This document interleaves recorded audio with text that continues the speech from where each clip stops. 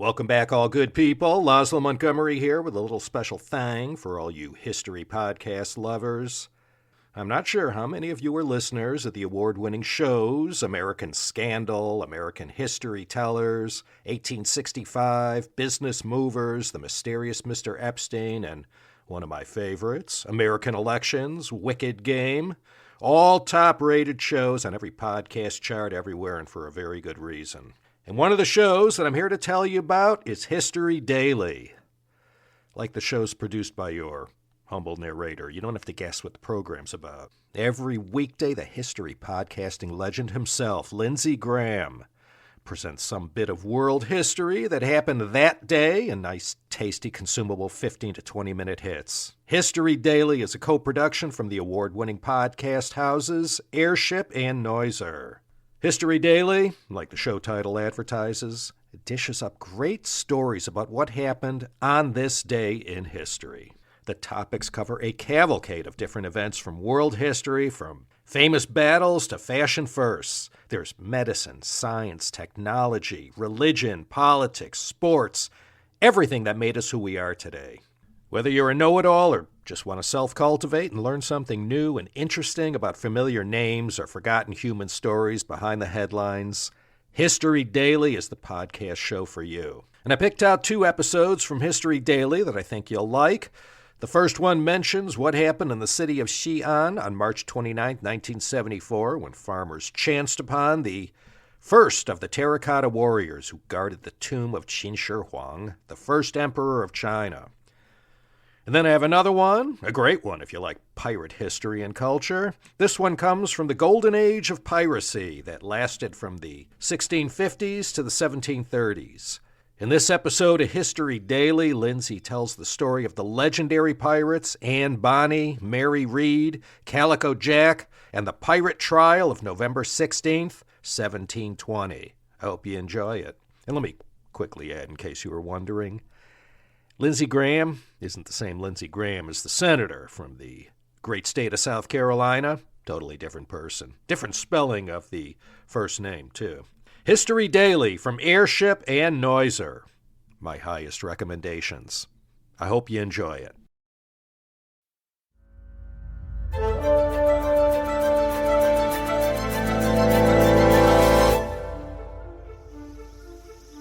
It's March 29, 1974, in Lintong, a village near the city of Xi'an, China.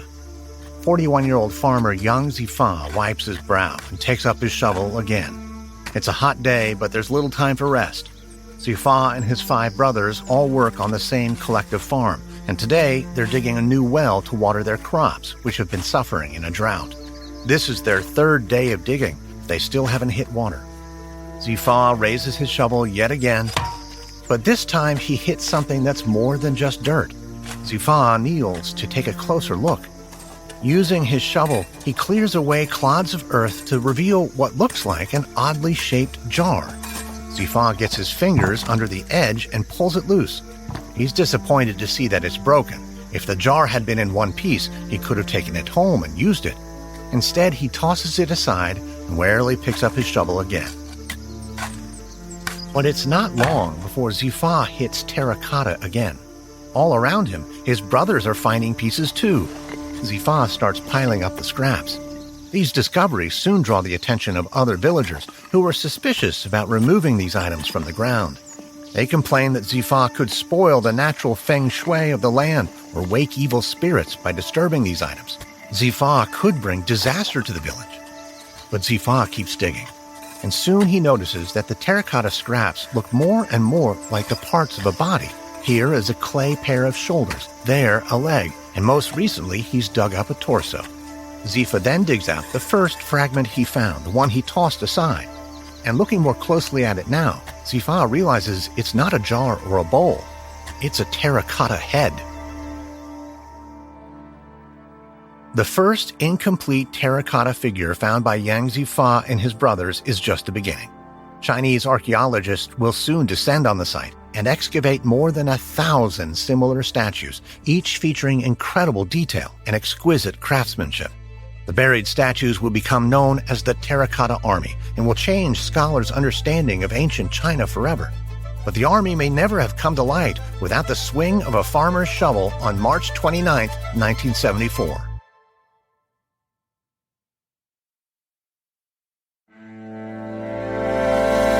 From Noiser and Airship, I'm Lindsay Graham, and this is History Daily.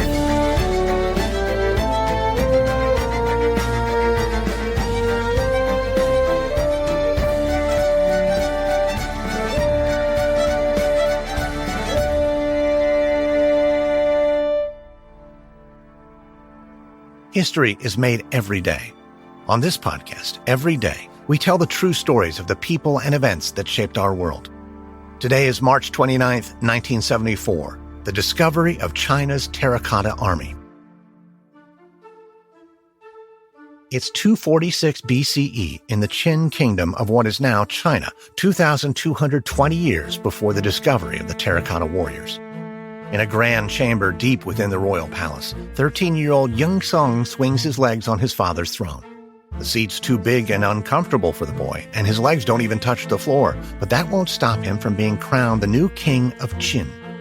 In the 3rd century BCE, China is a jigsaw puzzle of 7 different kingdoms, all differing in size and military strength.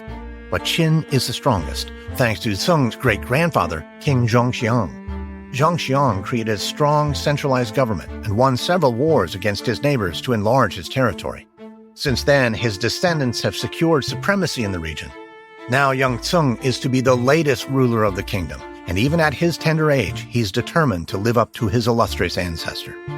After his coronation ceremonies are complete, one of Sung's first acts as king is to order the construction of a royal tomb, and his advisors hurry to put his edict into effect. But as Sung grows up, the tomb-building program is soon overshadowed by his military aspirations. 16 years after being crowned king, Sung is no longer a boy. Now he's an ambitious 29-year-old, and he launches an offensive to capture more territory. Sung's armies invade neighboring kingdoms, winning one bloody battle after another. And after 9 years of campaigning, Sung accepts the surrender of his final opponent and unifies all of China under one government for the first time in history. No longer satisfied with the title king, Sung invents a new word to describe his position of ultimate power. From now on, Sung will be known as Qin Shi Huang, the first emperor of China. Just as his great-grandfather united his kingdom under a centralized government, the new emperor applies the same principle to a much larger territory. Under the emperor's leadership, the government standardizes China's written language, implements a new currency, and applies strict new legal codes. And the emperor doesn't just leave the work to his loyal servants. He's involved in every decision, even enacting laws regulating the width of cartwheels to aid faster transportation of troops and goods. And aside from building a strong bureaucracy, the new government also orders the collection of new taxes to pay for large-scale construction projects. The Great Wall of China is strengthened to protect the northern frontier, and the ongoing work on the royal tomb complex grows larger and more ornate. Subjects from across the empire dig the mausoleum into the side of a mountain. Its layout is designed to reflect the emperor's palace and includes everything the emperor might need in the afterlife. But despite the expansion of his royal tomb, the emperor has no intention of dying. As he gets older, he becomes obsessed with finding a magical elixir, one that will grant him immortality, but he never does. The emperor dies at the age of 49 while traveling through China on an inspection tour.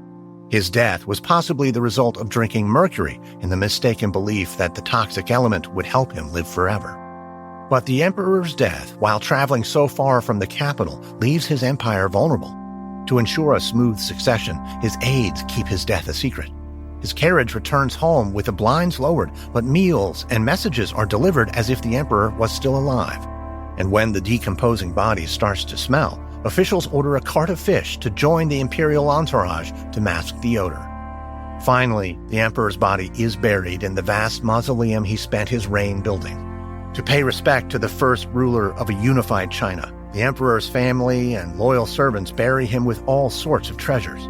After commanding his armies to so many victories in real life, the emperor is buried with a life-size terracotta army, thousands of soldiers carrying real weapons, including infantry, archers, generals, and even cavalrymen riding terracotta horses. The emperor is buried in the ultimate glory, but the unified Chinese nation that he created will not last long. Within just 40 years, his empire will fracture into smaller kingdoms once again, and the exact location of the first emperor's tomb will then be forgotten for more than 2,000 years, until a group of farmers digging a well will stumble across it and change history.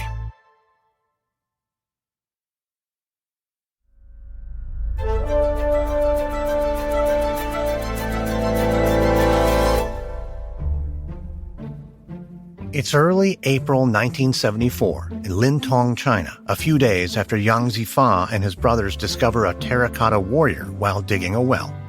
38-year-old Zhao Kangmin rides his bicycle along a dirt track, his hair whipping in the wind. Kangmin is an archaeologist working for a local museum, and he's excited to see this new discovery that's been reported by the village's leaders. But when Kangmin arrives at the village, he's shocked to see how casually the Yang brothers have treated the pieces of the terracotta figure they found. These ancient artifacts have been piled up haphazardly in the back of a cart. Some are broken, others have been thrown away. Kangmin even finds some village children tossing a terracotta finger back and forth between them in a game of catch. Kangmin takes the finger from the children and gathers all the other pieces he can find. Treating them as delicately as possible, he returns to his office at the Lintong Museum. Kangmin's place of work is quiet, doesn't attract many visitors, exactly what Kangmin needs to reconstruct the terracotta figure in peace. And as he puts it together, he soon realizes that the figure is that of a soldier. Inspired by his reconstruction, Kangmin returns to the village to conduct test excavations, and immediately he discovers more terracotta warriors. He also digs up metal arrowheads and spear points, but they're all missing the wooden shafts they were once attached to. They must have all rotted away in the soil. And that's interesting to Kangmin because it suggests that these artifacts are extremely old. And Kangmin soon concludes that they were buried more than 2,000 years ago as part of the lost mausoleum of Qin Shi Huang, China's first emperor. But even though this discovery has the potential to transform historians' understanding of China's past, Kangmin doesn't report his findings to other archaeologists. He feels like he can't make this knowledge public without putting the statues in danger. In 1974, the Cultural Revolution is in full swing in China. China's leader Mao Zedong wants to strengthen the Communist Party's grip by eliminating any opposition to his rule. And that includes erasing aspects of Chinese history that do not live up to the Communist Party's ideals. Under Chairman Mao's influence, many ancient artworks have been vandalized or destroyed by groups who believe that China's imperial past should be forgotten. In this volatile political climate, Kangmin fears that the terracotta army he's found won't be safe, so he keeps the discovery quiet to protect it from destruction. The secret leaks, though, when a journalist gets a tip and writes about the archaeological find in a newspaper. Although Kangmin is at first alarmed, the scale and mystery of the terracotta army enchants the people of China, and even the communists don't dare destroy them. In fact, communist authorities soon pledge to protect the terracotta army. An enormous building the size of an airplane hangar is erected over the entire area. Using ground-penetrating radar, archaeologists discover the warriors are buried in precise lines as if they were on parade. Then they painstakingly dig away the earth surrounding the statues, trying as best they can to keep each warrior intact. Over time, they excavate around 1,500 statues, while leaving thousands of others untouched beneath the ground to preserve them for future investigation. Microscopic analysis of these statues shows they were once painted different colors. Thousands of years buried in the soil has dissolved the paint, but what's left behind is still impressive. Experts are amazed by the skill of the terracotta army's creators. These ancient artisans created the warriors' torsos out of a single hollow piece of clay.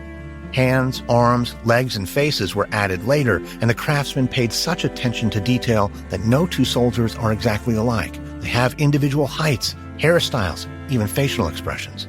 These warriors even have different ruffle patterns on their sleeves and at least 12 different individually styled hooks for their belts. In 1979, a new state-of-the-art museum dedicated solely to the terracotta army opens at the site, transforming the area into a tourist hotspot. A few years later, the terracotta army gains international attention as well, when some of the figures are exhibited outside of China for the first time in Melbourne, Australia. As these terracotta warriors become famous around the world, Zhao Kangmin will be celebrated as the archaeologist who excavated the first statues and cleverly ensured their survival during the Cultural Revolution. But the role of the farmer, who had the first glimpse of terracotta pieces while digging a well, will long be overlooked. For years, discovering the terracotta army will seem more like a curse to young Zifa. But times will eventually change. China will open up to the world, and a visit from the most powerful man on the planet will finally give Zifa his moment in the sun.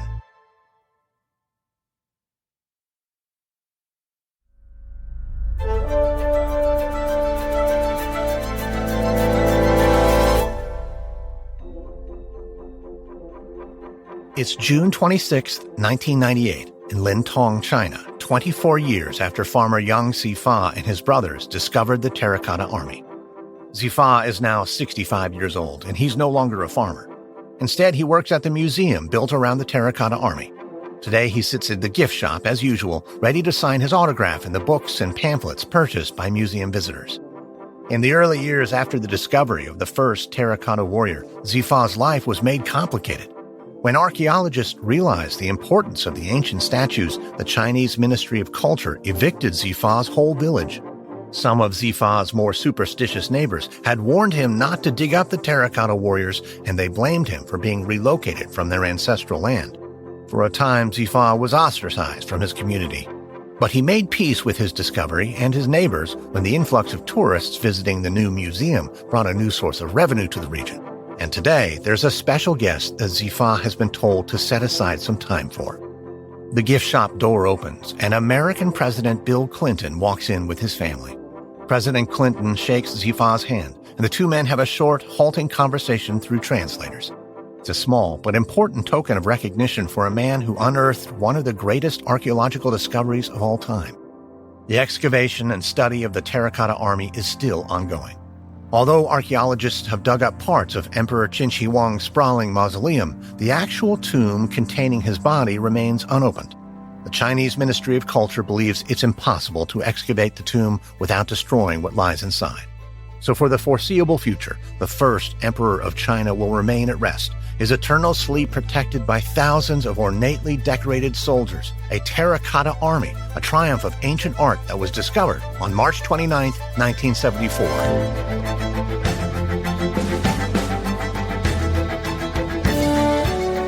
Next on History Daily, April 1st, 1997, the Hale-Bopp comet reaches the closest point to the sun on its long loop through space, presenting a magnificent spectacle to stargazers on Earth.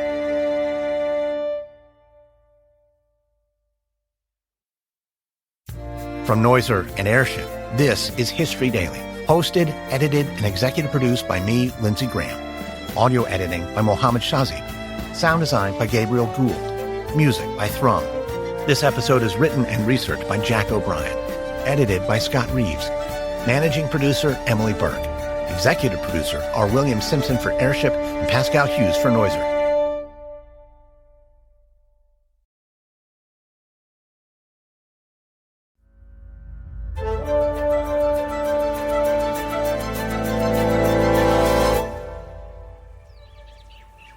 It's November 16th, 1720. Spanish Town, the capital of Jamaica, bakes under the Caribbean sun.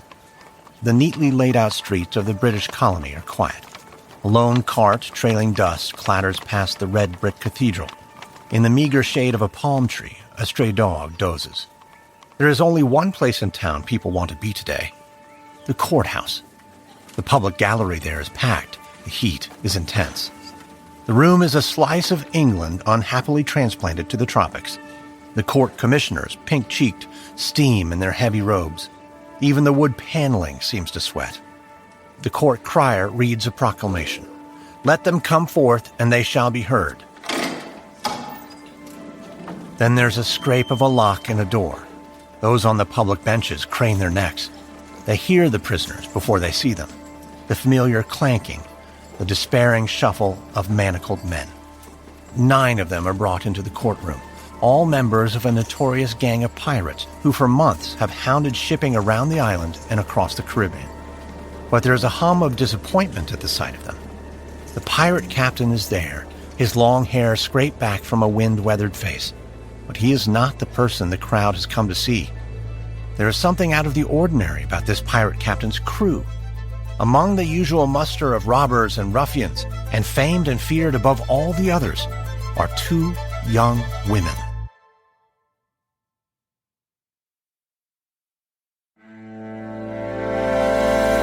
From Noiser and Airship, I'm Lindsay Graham, and this is History Daily.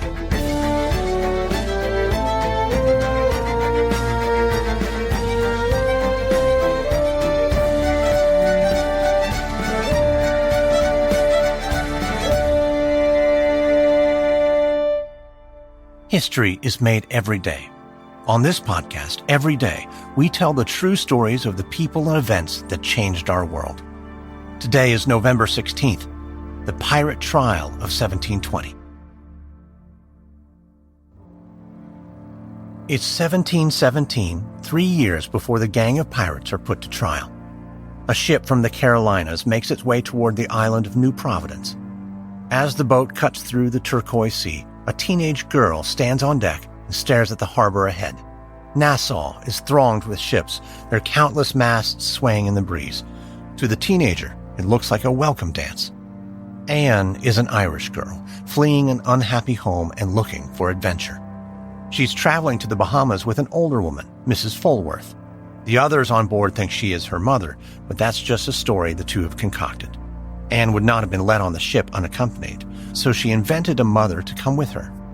Anne has no use for rules on this ship or anywhere else. Maybe that's why she wanted to come to New Providence in the first place. Britain may claim the island, but the ruins of the fort they built by the harbor in Nassau tell a different story. There is no governor here appointed by the king, no laws laid down by some distant parliament. This is the Republic of Pirates. There have been pirates in the Caribbean for hundreds of years. The countless islands and inlets make perfect hideouts for those preying on trade between the Old World and the New. It began with Spanish treasure ships laden with gold. Later it was tobacco or sugar or even slave ships the pirates seized, the cargo carried away, sold, or ransomed. For a long time it seemed impossible for the European powers to stop it, especially when at times they encouraged it. War makes strange bedfellows. With a piece of paper from the right government, a letter of marque, a buccaneer could become a privateer, a state-sanctioned pirate encouraged to target enemy shipping and take a share of the plunder. But these letters of marque are only as good as the war lasts, and wars, of course, come to an end. The War of Spanish Succession in the early 18th century drew hundreds of privateers to the Caribbean. And when the war ended in 1714, those men lost their letters of marque. But that did not change their ways. The privateers became pirates, and many of them sailed for Nassau. When young Annie arrives in the port from the Carolinas in 1717, she throws herself into the pirate life in all its thrilling, rule-breaking excess. Among the 1,000 buccaneers on the island is a man named James Bonney. Anne is quickly taken with him, and soon the young couple marry. But this golden age of pirates is fading. Nassau is alive with rumors that London has dispatched a fleet to crush the pirates and their republic. In July 1718, those fears are realized. Late one night, the British fleet arrives offshore. On its flagship is the newly appointed governor of the Bahamas. Woodes Rogers promises a king's pardon to every pirate who surrenders to him. To those who do not, he promises death. To Anne Bonny's disgust, her husband James submits. Worse, he turns informer for the new regime, betraying those he once sailed with. But not every pirate in the Republic gives up the old ways. It's the only life John Rackham knows. Some call him Calico Jack on account of the coarsely woven jackets he wears. But whatever name he goes by, he is a bold and canny pirate. On the night Woodes Rogers arrives at Nassau, Calico Jack escapes on the only ship that eludes the new governor's grasp. Then John seizes a boat of his own, only to lose it when he is betrayed to the authorities. But Rackham escapes again, and by May 1719 he is back at Nassau. He tricks his way into the governor's good graces and hopes to secure a letter of marque for himself. Britain is at war once again with Spain, and pirates are getting to work as privateers for the British and are encouraged to target Spanish ships in the Caribbean. First, though, Rackham wants to enjoy himself. Nassau is not what it once was. Governor Rogers is cracking down on the debauchery that made it famous, but there are still plenty of ways for a man to spend some money. and while Rackham is in port that summer trying to find entertainment, he meets an unhappy young woman named Anne Bonny. The dashing buccaneer is just what Anne is after, and soon the two begin a torrid affair. But then terrible news comes from Europe. Peace has broken out between Britain and Spain. There will be no letters of marque for pirates in the Caribbean. Rackham's hopes of becoming a privateer vanish. Worse still, Anne's husband learns of her affair. She faces prison and a lash for her infidelity. Rackham cannot bear life ashore, and Anne cannot bear life with her husband. The couple know what they have to do. Together, they will escape Nassau and take to the seas as pirates. All they need first is a ship.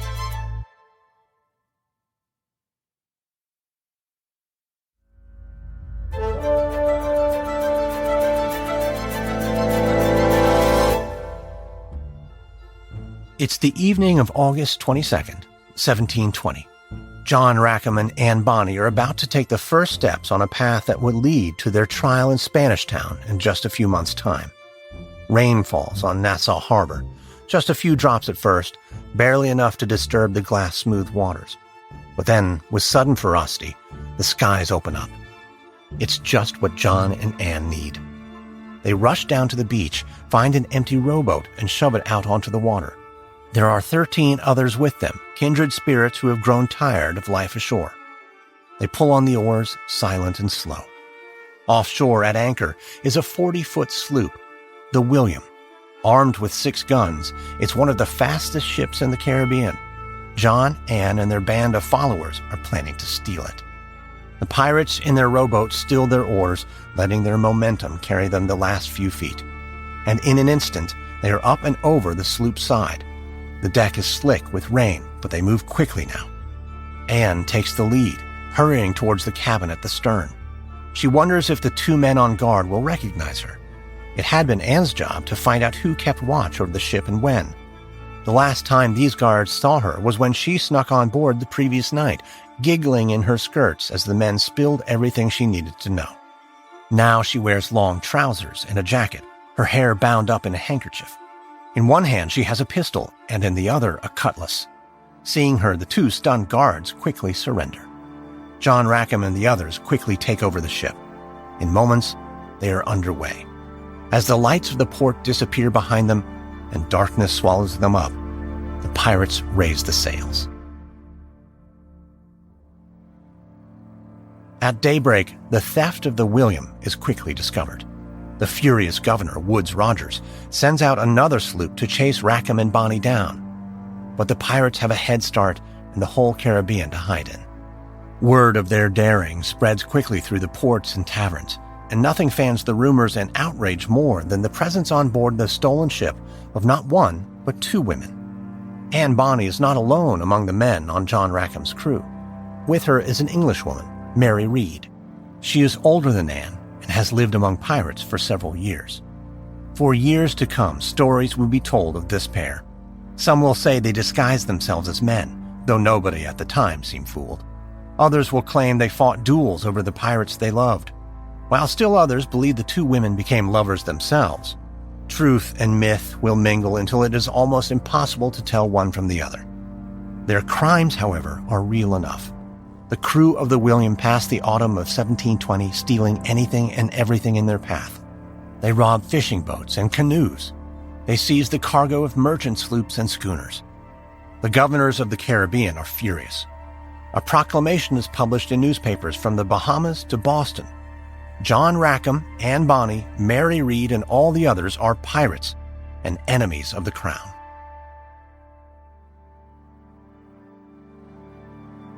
It's October 1720, 2 months after the theft of the William, and Captain Jonathan Barnett sets off on a trading voyage with 2 ships from Port Royal in Jamaica.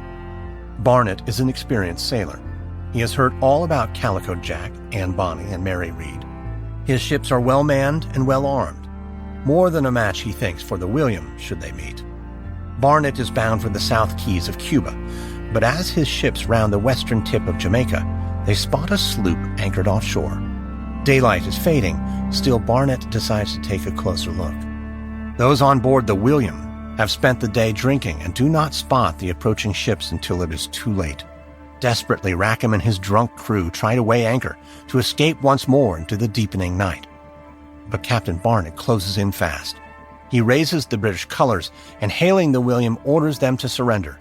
He's met with a volley of insults and a barrage of gunfire. Barnett responds with a full broadside of his own.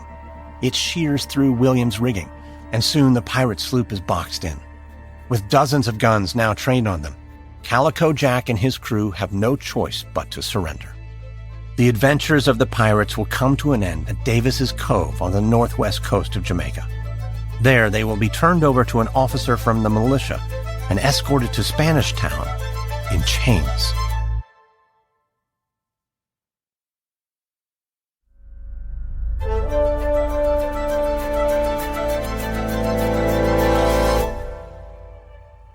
It's November 16th, 1720, and the trial of John Rackham and his crew is in full swing. The defendants plead not guilty, but they offer no defense for their actions, and their fate is never really in doubt. It doesn't take long for the judge, the governor of Jamaica, Sir Nicholas Laws, to make his decision. The pirates are sentenced to death. 2 days later, Rackham is hanged at Gallows Point in Port Royal. His body is then taken out to the harbor and strung up for all to see as a warning, a promise that this is what the British will do to pirates. Most everyone expects Anne Bonny and Mary Read to join Calico Jack, but the two women are tried separately, perhaps on account of their sex. They must wait a little longer for their turn in court. Then finally, on November 28th, they are brought before the judge. Sure enough, they too are found guilty and sentenced to death. But Anne and Mary will not share the grim fate of their fellow crew. They are saved because both women are pregnant. The law does not punish an unborn child for the sins of the mother. Instead, the two women are sent to jail. There, in April 1721, Mary Read contracts a fever in childbirth and dies. But the fate of Anne is a mystery. There is no record of her giving birth, no record of an execution, and no record of her release. She simply vanishes from history. In some respects, the trial marks the end of the golden age of piracy, but in others, they are just the beginning of the story. 3.5 years later, in 1724, a book will be published in London.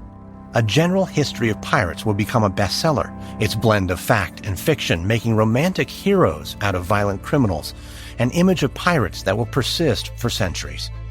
And on the book's cover, listed above Blackbeard, Captain Vane, and even Calico Jack himself, will be the two pirates who made history and became legends: Anne Bonny and Mary Read.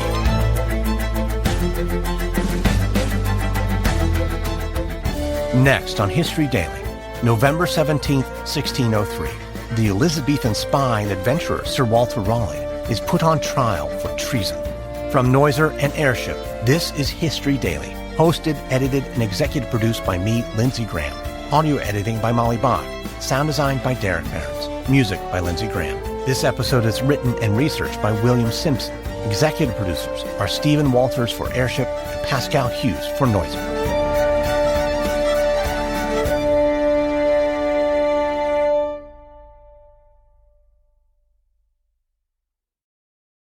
Stop wasting time scrolling through endless clickbait, social media, and emails trying to keep up with the news. Instead, listen to all the news you need in just 10 minutes. Welcome to The Newsworthy. The Newsworthy podcast makes it faster, easier, and more enjoyable to get unbiased news on the go. It helps us navigate the news without feeling overwhelmed. Even when my time is limited. So much detail and information in 10 minutes. Listen now by searching The Newsworthy in your podcast app or go to thenewsworthy.com.